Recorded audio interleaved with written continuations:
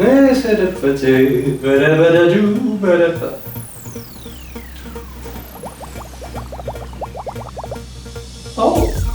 I didn't see you there. Hello. Welcome to this featurette for the album Fountains by TDW.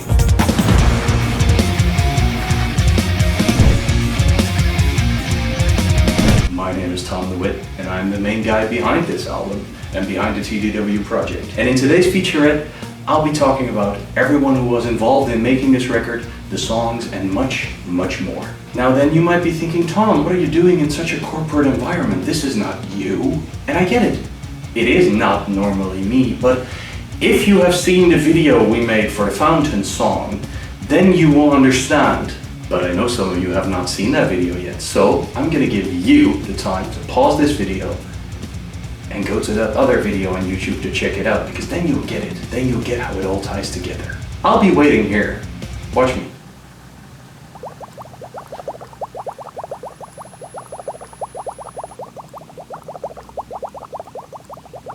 You see it? Good. That saves me a lot of time explaining. Now then, let's get to the nitty-gritty of this. Fountains is the 7th solo album that I have released, and this is, as you could say, a very diverse collection of songs. It is not a concept record, but it is an album filled with individual songs with a special idea behind it. Because here's the thing, this album is not necessarily one big story, but there is a story to it. Last year, I worked on the album The Days the Clock Stopped, which was officially released in December of 2020 and came out on vinyl in 2021. So I asked people if they wanted to crowdfund that record, and they did. We actually were able to make this record in the best way possible. It came out on vinyl, it came out with a documentary and everything. But here was the deal. I told people that if they would donate enough, they would get a custom song made exactly for them. In my own style, of course, but based on the subject that they would give me. Multiple people donated way above the mark that I set for that. Thank you all so much for that, by the way. And at the end of the run, I had 6 really good songs, which made me feel like, well, it would be a shame just to put those online and not really properly do something with it. And I also had a few other ideas for songs lying around which were there for a longer time, which did not really fit in The Days the Clock Stopped or any other album, because they kind of had their own story to tell. And I combine it with these stories from all these people, then we actually have a really crazy, awesome album. That's a pretty good idea. So, Fountains is technically an album made by the fans for the fans. The main theme of the record, it's not as much a concept, but more like a theme, is the struggle between the creative world and the business world. And it's a known struggle for a lot of artists in how to market your product or how to put it out there to the masses while still staying true to your very creative vision. And it also deals with the fact that unfortunately a lot of artists burn out because of the business side of things. However, next to that, there's also hopeful sounds in the 2 Hope songs and in all the songs that are on this record besides that. There's actually a lot of positivity here, and that was on purpose, because after The Days the Clock Stopped, as much as I love that record, and I really do, I'm really proud of that record, it was a pretty dark ride. And because The Days the Clock Stopped was so dark, I felt that it would be more logical to maybe, make a record that's a bit lighter and also a bit more metal. I really wanted this record to kick ass, really be loud and obnoxious and fast. When I started writing this record in December of last year, I instantly asked my good friend Rich Gray if he wanted to do the mastering again and if he wanted to be involved, and he immediately said yes. He was just as excited about the idea of making a new record with me as I was with working with him. And Rich has once again provided awesome bass parts, a lot of creative input, and also sang in the choirs once again, and he did the mastering for this record. That's why it once again sounds really chef's kiss. It really, really works because of Rich's contributions. My name's Rich Gray, and as you can tell, I recorded the bass for the new TDW album, Fountains. Wait.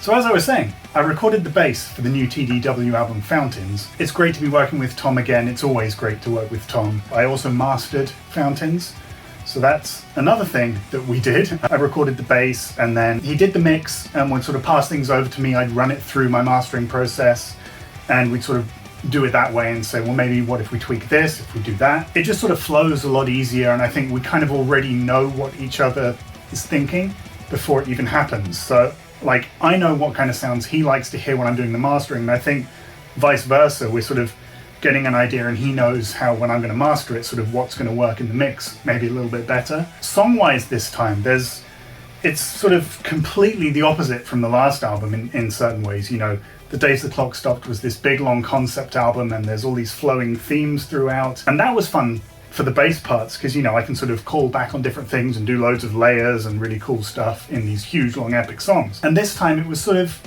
the antithesis of that, if you will. Maybe some shorter songs, but sort of more concise and more standalone songs, which is also cool because, you know, you get to try out lots of other different things that maybe you couldn't do in a sort of longer form type of album. So, you know, there's things that weren't on the last album, like I did a bunch of fretless, I think, on Graveyard Boogie. That was a lot of fun. Like the sort of wacky carnival stuff, sliding around all over the place and being really crazy. That was a lot of fun to record. Tom's really taken it to another level in terms of songwriting, and the thing that really draws me to it is how different every album is. You know, there's lots of bands that you could maybe say do maybe similar styles of stuff, but I think it's kind of unique the way Tom does it, and in terms of his voice being different from other bands, I really like that. And in terms of songwriting, you know, not wanting to do the same thing every time is something that really appeals to me and something I try to do with my own work as well. So I think in that respect, we kind of have this bond going where we kind of not necessarily know what the other person's going to do, but we know that we're not necessarily going to be able to predict it, which I think is really cool and really fun because, you know, when a new project comes along from Tom, I'm always like, oh, okay, let's get stuck in and see what's going to happen this time. And of course, on drums, we have the master, the beast, Fabio Alessandrini, who, of course, is once again giving it his all. And I might even say that he outdid himself compared to that last record. And on The Days the Clock Stopped, he was already doing crazy stuff. But if you hear what he's going to do on these songs, yeah, you're in for a ride. Hey, this is Fabio from Annihilator, also drummer on the last two TDW records, The Days the Clock Stopped and Fountains. I got an email from my dear friend Tom about a year ago, and at the time I had just started my own studio. I wasn't really doing much, I was just more of experimenting with sounds and trying to get a hold of what I was supposed to do. So he got in touch with me and he said, I got 2 weeks for you to learn and record drums on what was at the time his latest record, which was The Days the Clock Stopped. So I said, yeah, sure, no problem, I can do it. Even though I think I was kind of lying, because as I said, I had no experience and I was just experimenting. He thought it sounded great and I was able to get what he wanted right away. So he got in touch with me in around about May or June, and he said I got a little bit more time this time around, which I think was 3 weeks. But considering that I now have a lot more experience, this time I knew what to do. And to be fair, when I listened to The Days the Clock Stopped, I was amazed. I was also scared, because I'm more of a thrash metal guy and I grew up with AC/DC and Van Halen. It's a different kind of music. But this time I knew the record was gonna be all about, but I was a lot surprised hearing those songs for the first time on Fountains. This is more of what I want to play. This is like different, complicated drum patterns, but they really fit my drumming vision. It was a lot more fun and I love the songs. I think you're all gonna enjoy it as much as I do. I just tracked all my drums in my studio here in Italy, and I record with my Pearl fiberglass from 1980 and Pice T cymbals. Even though it's a vintage kit, it's got the right tone and the right attack to play even modern metal when it comes to having the really tight sound when you play double bass. To be fair, I loved it more than The Days the Clock Stopped, even though the concept behind The Days the Clock Stopped was incredible. But in terms of like pure drumming and pure songwriting, that's more in my chords, more in your face attitude. So yeah, you're gonna love it, and I hope you're gonna like my drums as well, maybe. Cheers. Of course, I wrote parts for the songs that I wanted to hear, but I also gave them a bit more freedom. And I might even say, listening to this record, that it almost sounds like a band record. That's funny because we're obviously not a band. I'm the one playing all the rhythm guitars and the keyboards and the vocals in my studio, and everyone's working in their own studios, but I love the cohesion of this. However, enough about the album in whole. I'll be talking to you about every individual song, so let's start with the first one. Fountains is obviously the track that everything is based on and what the artwork is based on that you see on the front cover. Artwork made by Janneke Stam, who did an amazing job. Fountains is the song that is literally about the struggle between the artist and the corporate environment, especially when you want to sell or promote your music to the outside world. I've spoken to a lot of musicians over the years in many different genres, and it always boils down to that moment that you're like, I want to make the music that makes me feel creatively inspired and makes me happy and makes me excited.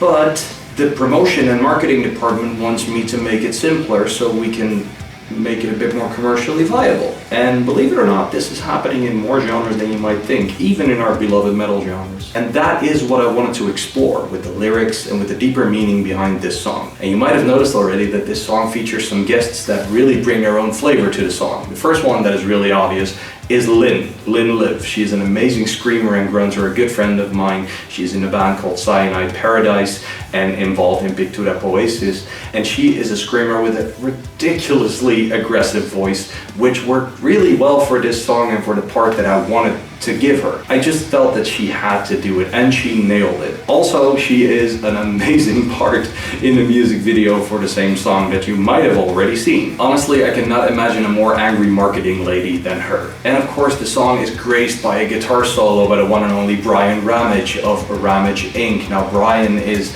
a guy whose work I admire quite a bit. Ramage Inc. is a band that you definitely should check out. His songwriting, his production, this dude knows what he's doing, and he was completely gung-ho and cool about it. So that's why he delivered the guitar solo in the awesome way that he did.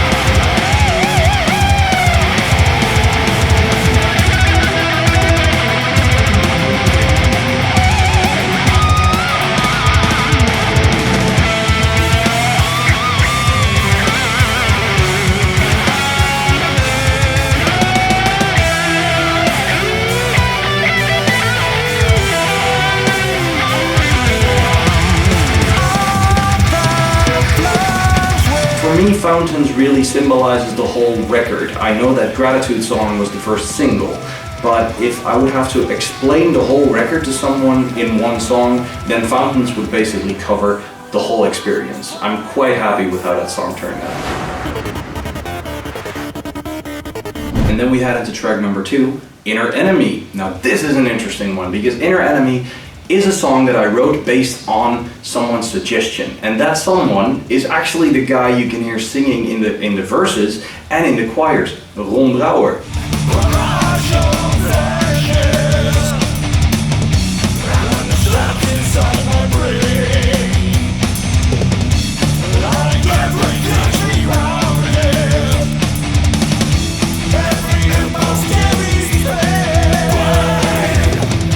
Brouwer is a collaborator who's been on multiple TDW records. He sang in the Dreamwalkers Inc. choirs as well. He's a great dude and a good friend. I know that his voice always works in a choir setup. He wanted me to write a song about cluster headaches. And now I'm not sure if you guys have any idea of what cluster headaches is. You might want to do a Google search on it. It is a pretty severe kind of headache that could literally debilitate a person. It is really, really intense. And it feels like you're carrying around an inner enemy that is waiting to strike, waiting to bring you down every day that you have it. And I wanted to try to capture that madness, that freaky, over-the-top ridiculousness that you can feel when your head is almost exploding on the inside. And together we really crafted this song. And to add to the madness even more, I asked Hazebroek to play a solo on this song that is unorthodox and weird, which kind of felt almost, atonal. I really wanted him to dive into that nastiness, and he did. He is obviously a very versatile player and a great dude to work with, so I am just really happy that he wanted to do the solo on this track. And I know that this solo, the jazziness of it, the weirdness of it can put some people off, and that is okay. That was the exact point, because if you have cluster headaches, you're chronically put off. It chronically feels like your body is fighting against you and your brain is fighting against you. And I do know what it feels like to be confronted with something you cannot do anything about it. So that's why I felt that I had to write this song.